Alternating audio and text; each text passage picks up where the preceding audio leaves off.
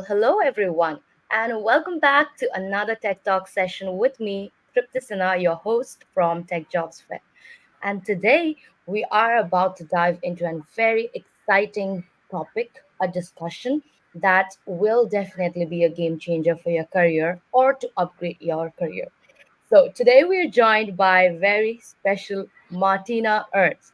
Martina is the CEO and founder of Salary Negotiation, Colorful Career, and Fair and Equal Pay.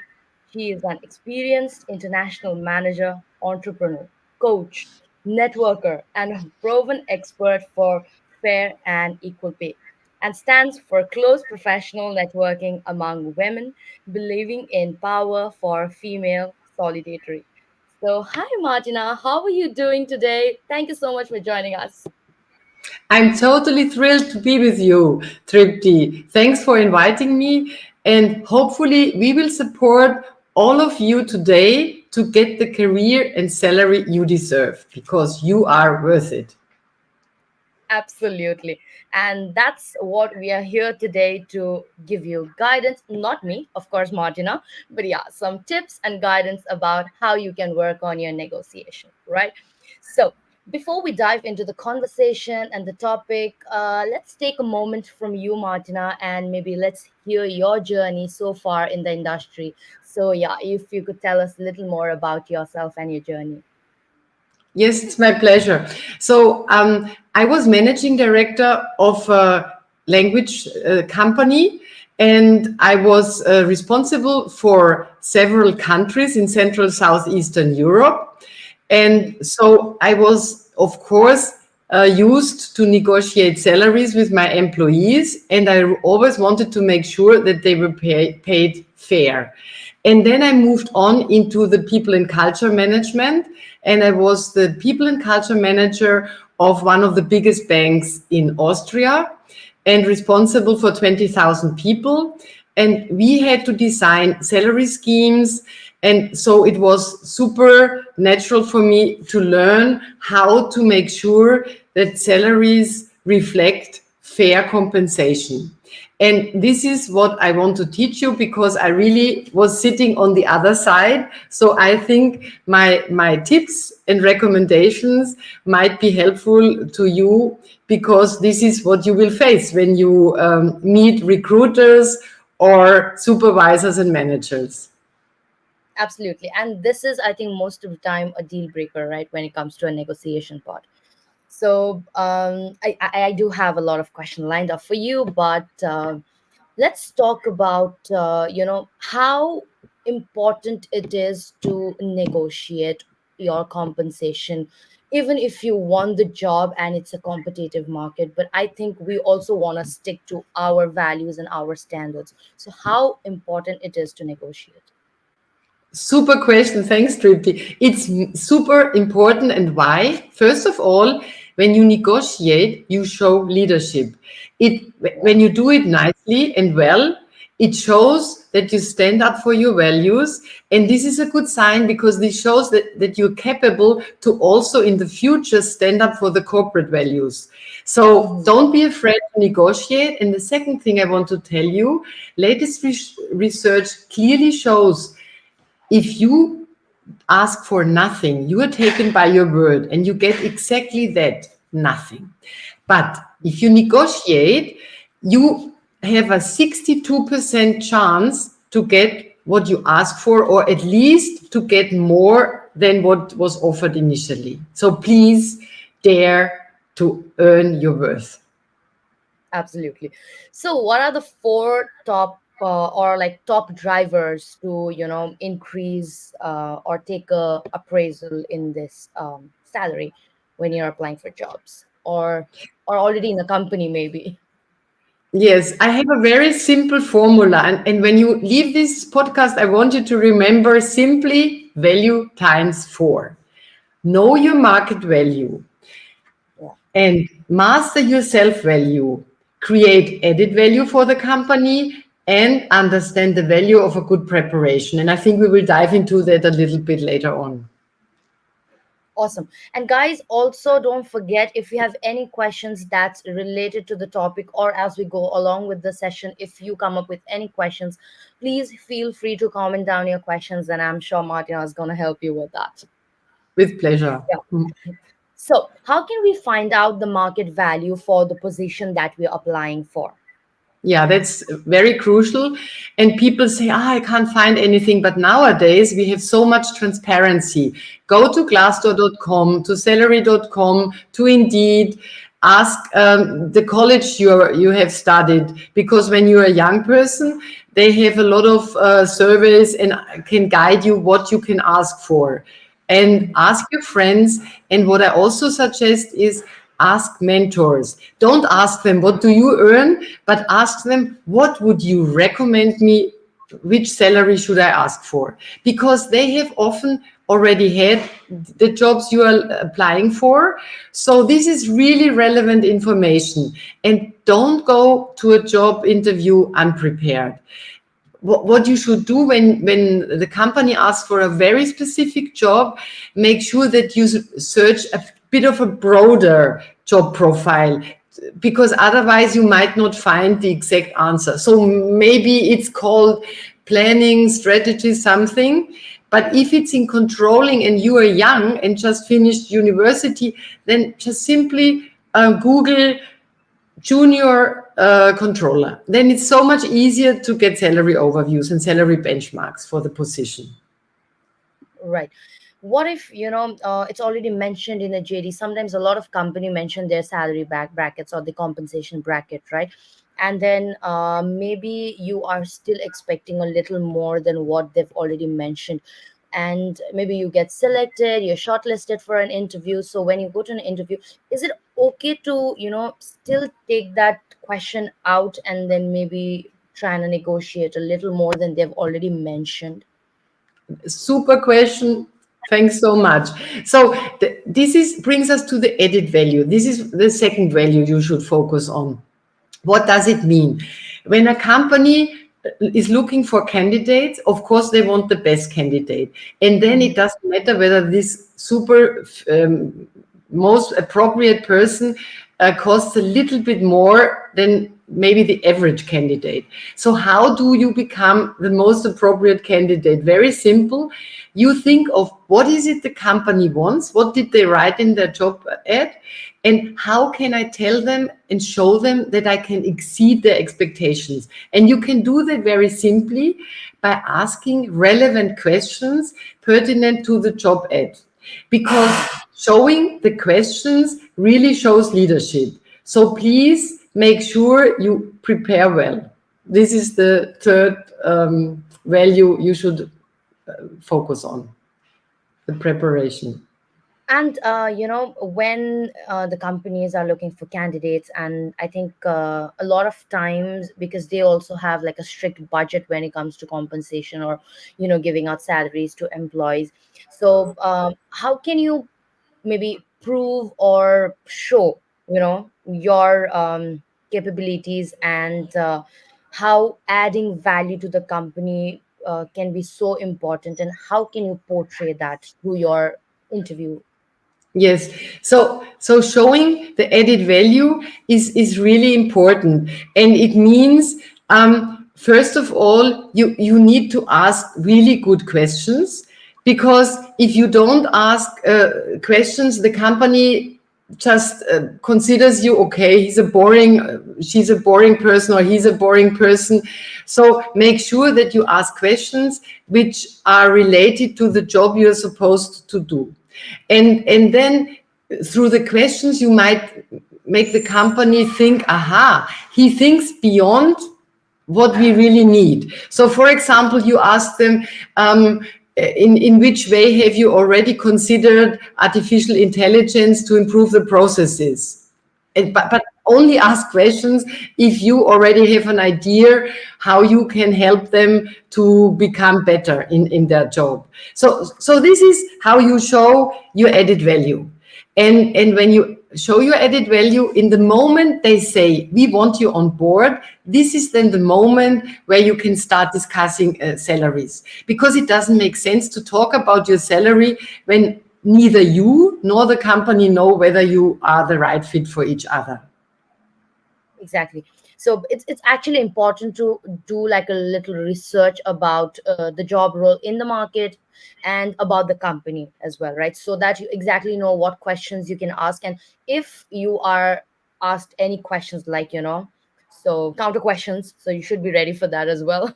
Absolutely. I mean, the best is always you sit down and you prepare and think, what is it? How could they argue against me? And what is it then I should answer? So prepare for the worst case, and then the best case will happen.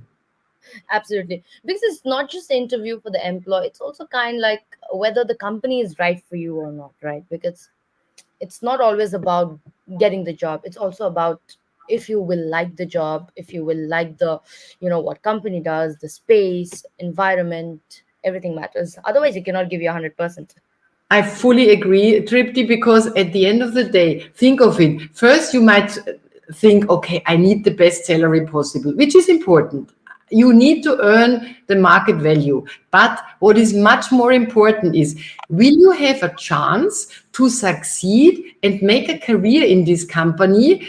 And will you fit to their corporate culture? Because if you don't fit into this culture, and if you don't like their culture, then very soon you will leave the company anyhow, and then the best salary doesn't help you. So make sure you ask questions. What you can ask a question like this: how would you know after 1 year that I was the right person for your corporate culture? What are the criteria for you to say this candidate is really successful and we are mega happy, super happy to have this person on board? So if you ask these questions, you learn a little bit how they qualify their own corporate culture and whether you fit or A not. little more. Yeah, you get to know a little more about the organization and their, what they're looking forward to from the particular employee. Exactly. We'll have an idea. So it seems like we have a question here before I move along with my question. So I'll just pop it for you on screen if you can Yeah. read it. Okay. It is difficult to find employment without knowing the local language, so English is not enough. I'm living in Germany, so it's hard to get the professional job nowadays for the experience IT professionals without knowing German. This is unfortunately very true, Umar. You're right. It's in many companies require the local language, otherwise they have difficulties, because if their whole corporate language is only German, even if for IT jobs sometimes you don't need German, but you couldn't talk to any of the colleagues and you couldn't fulfill their task, because normally then they write everything in German. But the good news is there are enough international corporations in Germany, in Austria and Switzerland where you don't need German. So you have to really look for these companies. Awesome. Thank you. Now, coming to the most important part for a lot of people, what if they don't know from where to start to negotiate, or they're afraid to put it forward just because, they have this thought or like a preconceived notion that if I negotiate, I might lose the chance of getting the job. So, what can we do, or the professionals do, to overcome this fear of negotiation? Yeah, that's such an important thing. And this brings us to one of the values times four, which I mentioned initially, the self-value. How can you strengthen your self-value? The first thing is, and I think this helps a lot, many people tell me, yeah, I will never win. I don't know what to say when they are against me. I tell you something. Nowadays, companies really worry a lot to find the right candidate, and they are probably as afraid as you are, so they want this interview to be nice. They don't want you to feel defeated. So be assured, you both want the same. They want to find the right candidate with whom they can build up the company. So this is the first thing. It's not a war and no one wins. It's a win-win. You should show how you can fit into their culture, how you can add value, and they should show what is it they can offer to you. so that you are willing to bring your competence. This is the first thing. The second thing is put yourself in the manager's shoes, in the shoes of the person with whom you discuss. Because often, maybe this is a recruiter and her job is, she's really classified by her performance how many good candidates she brings. So be nice with this person. Don't be too stiff, because this person also is afraid to not find the right candidate. So ask nice questions, make sure that it's really a nice conversation. And then when you are already employed and you want to make sure that you get the next promotion, put yourself in your manager's shoes. Why? Because often your manager does not decide finally whether you get the promotion or not. So prepare your manager with the right arguments, which he or she can bring forth to their supervisors. And this is very often forgotten. And last but not least, I mean, there are tons of recommendations how to reduce your stress level. And of Yeah. course, you know best whether it's music for you or yoga or whatsoever. But one thing is very simple and very effective. Um, Exhale before you enter an important negotiation, because exhalation reduces the stress level in your body. So please make sure before you enter, exhale and try to count even to 8 while exhaling. This, and do it 3 times, and this really helps to reduce your stress level in your body. Awesome. And now, let's talk about, we are about a situation, we're about to step into a room where it's going to be, it's going to be an interview. And of course, there's a negotiation part. Now, is there a way that we can prepare ourselves for the best salary negotiation? Are there any steps that we can follow, in general or just before the interview? So anything that helps us be, best prepared for the negotiation part. Yes, that's also a super important question. So when you are already employed somewhere, you need to know when is the best moment to negotiate, because many big corporations have rounds where they negotiate salaries with their employees, or they discuss performance and potential. And this is the moment you can also address the salary issue. That's the first thing, the timing. The second thing is you need to sit down and consider, what is it I really want? Where is my no-go? And where are the alternatives in case I turn down the offer and go elsewhere? So this is, you have to really write it down before you go into a negotiation. Otherwise, you're not well prepared. The third thing is, we already mentioned it. What's your added value? So why should they, you can also, I call it added value, but you can also call it unique selling proposition. You heard about the USP. What's your USP? Why should they hire you? Why should they promote you and not someone else? And don't be too afraid to mention it. There are several reasons how you can prepare. You just sit down and think, what is it I'm really good at? What is it they really need to improve the function where they are looking for a new candidate? So these are the things which bring added value. How can you reduce costs if you already work in a company? How can you, for example, push innovation? Maybe you know a process which you can streamline, others maybe have not done so far. So these are all things which add value. And then the fourth thing is, think of a conversation as a win-win.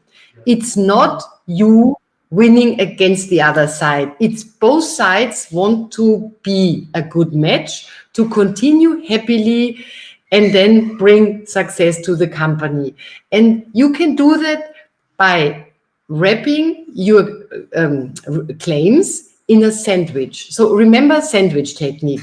You show them the advantages you bring on the job, then you say what you expect, and then you end very positively, saying that you are sure they will convince themselves that you could add value to them and that you will perfectly fit into their culture and that you're really looking forward to building the future with them. So this is called sandwich technique. It's also known in the feedback sessions. So remember the sandwich technique. And then I want to finish with two more tips.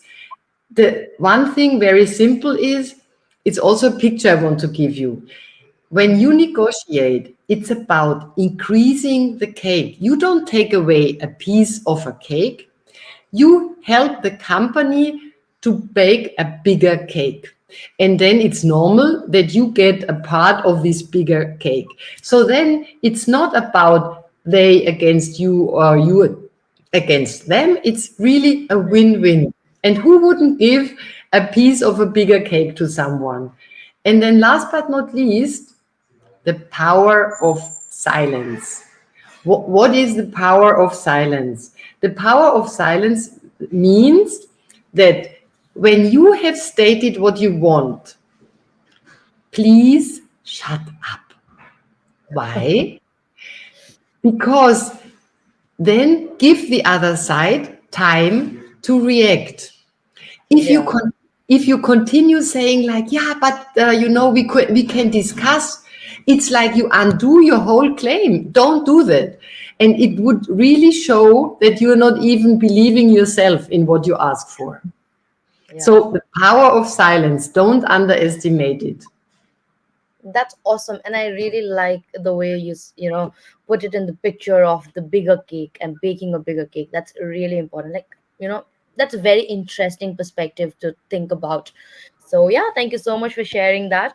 And we very often we come across this question when we are there's a part of negotiation. Like you said, the timing is very important, but I guess most of the time it comes from the interviewee side, because they ask you what are your expectations.